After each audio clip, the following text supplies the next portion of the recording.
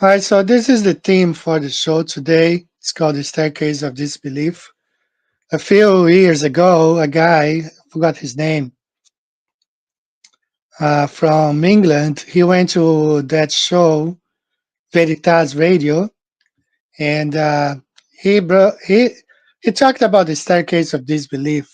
He didn't go too far. He only mentioned, I believe, 7 steps or 8. So I want to go much further today, okay? The staircase of disbelief, right? And I want to shout out to him, but I forgot his name. Kramer, something like, I think it's like Neil Kramer. And he didn't go that far. He only went like 7 steps. So we will go all the way. Should are we do you think we're gonna get? You think we're gonna get to the top? I don't know. Let's check. So let's start with the JFK assassination.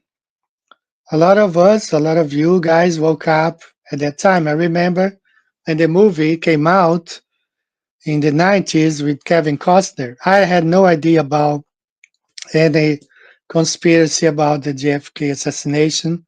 As many of you, I grew up uh, educational system sponsored by the state. So what I learned in the school books, that's what I believed, that he had been shot dead by one shooter named Lee Oswald Smith, something like that. Um, so in the 90s, I worked with a guy. He had been in Vietnam. He went to the war in Vietnam. He was a veteran. So he explained to me more or less what was going on. I had no opinion. I was like taken by surprise by all the conspiracies. So many of us, many of you started distrusting the system that we are in right there when you first looked at JFK examination, the whole conspiracy behind. Uh, Now, the next one really hit me hard because for 10 years I believed the official narrative. For 10 years, I believed the official narrative. Okay? That's the 9/11 attacks. During the 2001 attacks, I was living in the US and I was taking my classes in emergency management, getting my master's degree. So I worked with a whole bunch of military people, studied with a whole bunch of military people. And, the I believed what the news told me. I remember when the thing happened in the morning, I had just woken up to do my laundry. And I went to the laundry and I had my car radio on and I was playing the whole thing, as the events developed. So in the end of the day, they already knew who did it. Like they had a name, the 19 hijackers and Osama bin Laden, all that stuff. And for 10 years, from 2001 to 2011, I never questioned what they told us, what they told me. I never questioned that. I believe 100%, 19 hijackers with box cutters. Until 2011, I watched Jesse Ventura's episode, Conspiracy Theories, on True TV. I really liked that show. And then that's when I started looking at things. That show helped me a lot. And then I started looking at 9/11, and then things could not add up. So there I was, 2 steps climbing up the staircase of disbelief. Okay.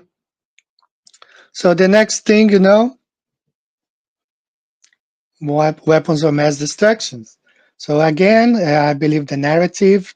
I remember Colin Powell at the United Nations doing his presentation, showing that Saddam Hussein had trucks with uh, all those weapons of mass destruction. So I remember, Bush and Tony Blair, pushing these weapons of mass destruction. Then years later, well, we found out that nothing. They had no weapons of mass destruction. Was all hoax to invade Iraq and steal their oil. 1 million people dead. All based on lies. So there I was. finding out another lie that had been pushed to us. And then as we step up this, staircase, the next thing I learned, the crisis actors and the mass shootings. Again, I used to believe those stuff were real until I have to shout out my good friend Russian Vids. I learned a lot watching his channel, and he exposed a lot of those fake mass shootings, the people laughing behind the cameras or before they start rolling the cameras, people having fun, walking normally.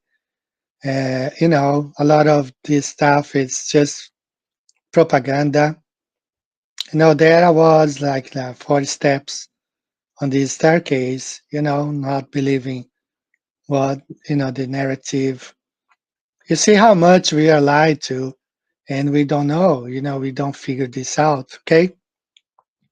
So the next thing on the list that I personally learned was the wars, all the wars, especially World War One and World War Second, World War Two. I truly believe the narrative, the Allies stuff, that the Germans were the bad guys. And then later, when I first came across Eric Dubé's, I kind of leaned towards like Germany being the good guys. Now, my opinion is that we have no good guys there. I think my opinion today is that both of them work together, just like I played a video about the Chinese space station and NASA and JAXA all working together behind the scenes. Same thing, World War One, World War Two. It's not what we were told. The number of people who died, from a specific group of people. So, a lot of propaganda. And I had to read books about that stuff in high school, college, a lot of propaganda. You see who owns the media, who owns the books, the publisher. So they can insert everything there. I remember when my daughter was in sixth grade in the U.S. and when I got her book, I think it was the history or social studies books. I don't know, but it had the whole 9/11 official narrative there. That 19 hijackers with box cutters, you know. So that's how they uh, brainwash us. Okay, so that's part of the next step in this staircase. The media is a propaganda tool. Many people woke up during COVID, to 2020, and you see like the conservative media and the liberal media, both of them working together, pushing the same narrative. You know, when it came to 2020, the jab pushing both sides were pushing the same narrative. And how they do, they use the media, for everything that we cover so far, all the steps, 9/11, weapons of mass destruction, the crisis actors, which is the media does not show that stuff. And the World War One, World War Two, all this propaganda. We see the media is really propaganda, just like somebody said a long time ago. And I think Jim Morrison from The Doors also said, "Those who owns the media owns the mind." So a lot of us are brainwashed from the start. If you guys remember, let me play that clip here real quick. Truman Show. Christoph, let me ask you, why do you think that Truman has never come close to discovering the true nature of his world until now? We accept the reality of the world with which we're presented. It's as simple as that.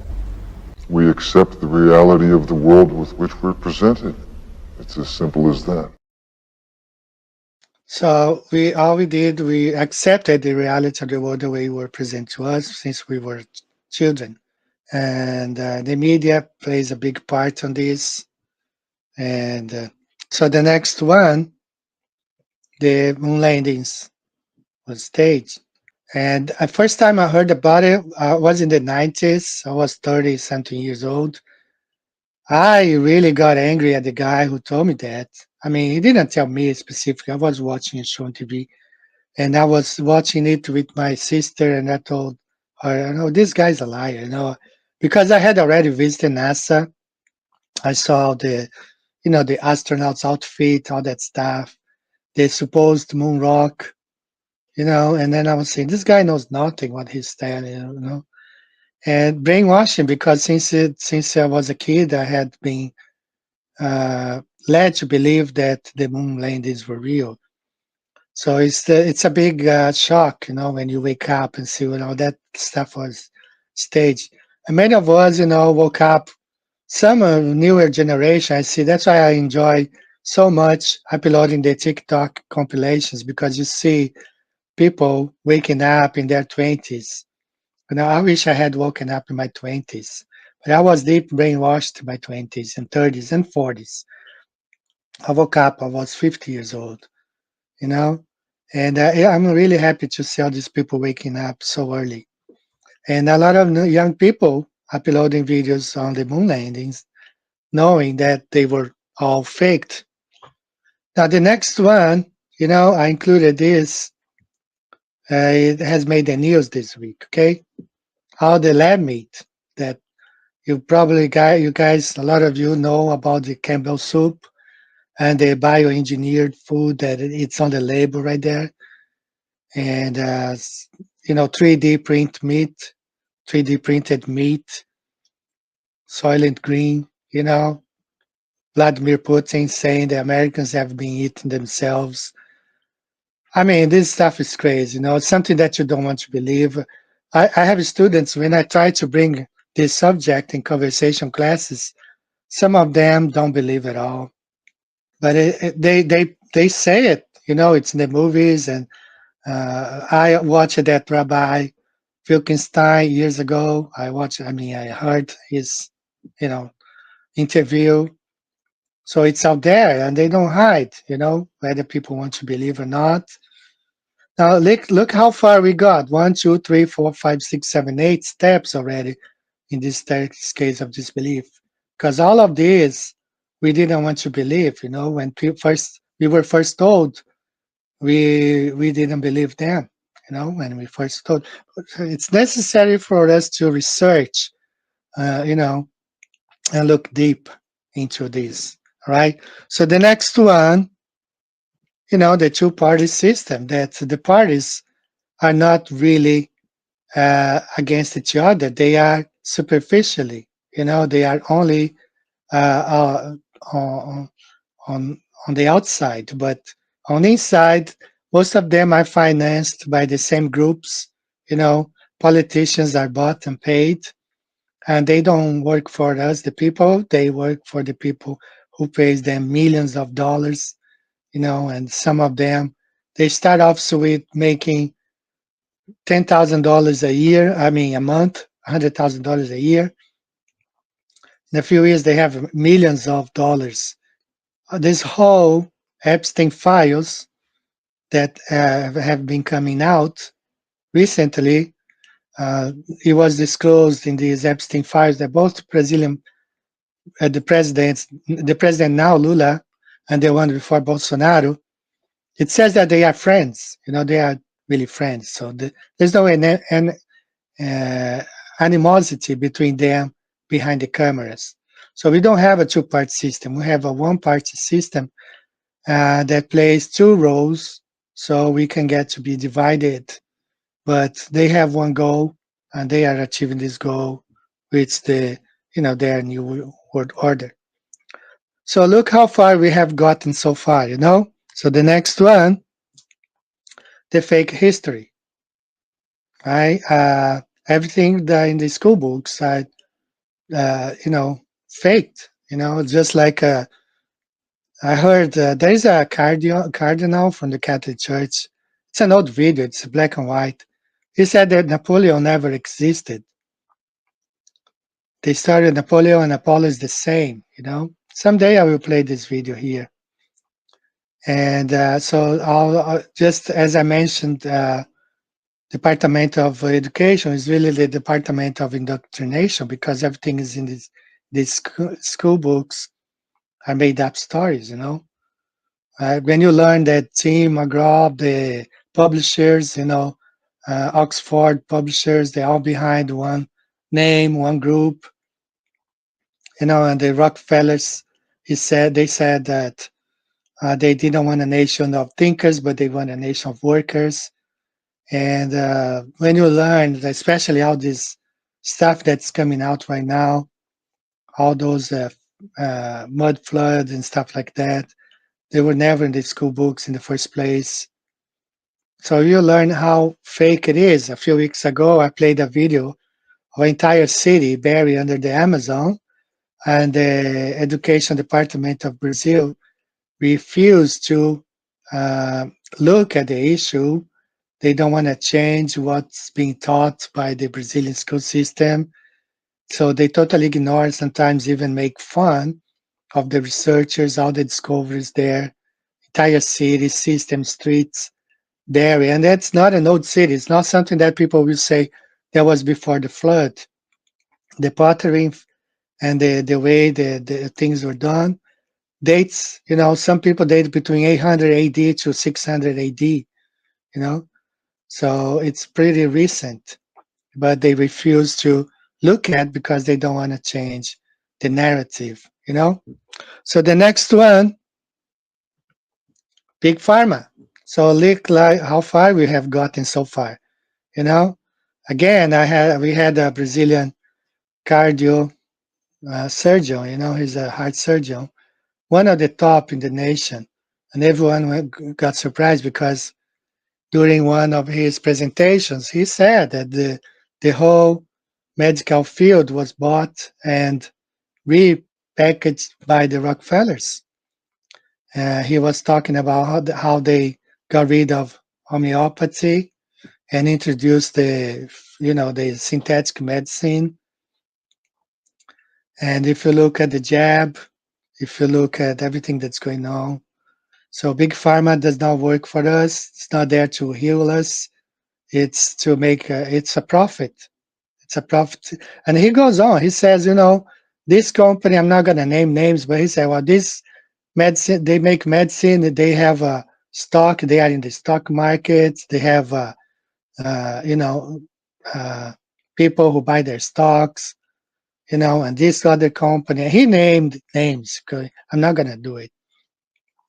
So looking back, look how much we have been lied to, you know. And when you don't believe, when you think, well, that's got to be it, there's nothing more. And some people, every step, like let's go back, like let's say the person is here. When you mention the moon landing, they don't want to go the next step. They don't want to climb anymore. They stop there, you know. If you say the moon landing was there, they don't want to believe. They don't want to go there, you know. Some people just stay here in the 4 or 5 steps. They don't want to climb. They don't want to keep climbing. But some people get to here and they keep advancing. So what's next? Well, let's look at flat Earth. To me, has been the mother of all the conspiracy, all the lies, because it's hidden. They have hidden this in the past 200, 300 years, changing history, changing school books, changing everything. Last week, I played a video about how the globe was introduced. They call the globe doctrine, the doctrine of the globe, you know, and flat Earth right there. We can see, we know the Earth is flat. We measure Earth is flat. When we fly, we see too far. We remember the guy, JT Tolan, I guess. He had his camera with the infrared, and he could, literally, when he was flying, could see hundreds, if not thousands of miles. A pilot flying from Egypt to Spain, he announced on the system, that they were able to see Mount Everest, which was 2,000 miles away. So we can see too far. We have a lot of evidences that we don't live in a spinning globe. So look at how far we got if you look back.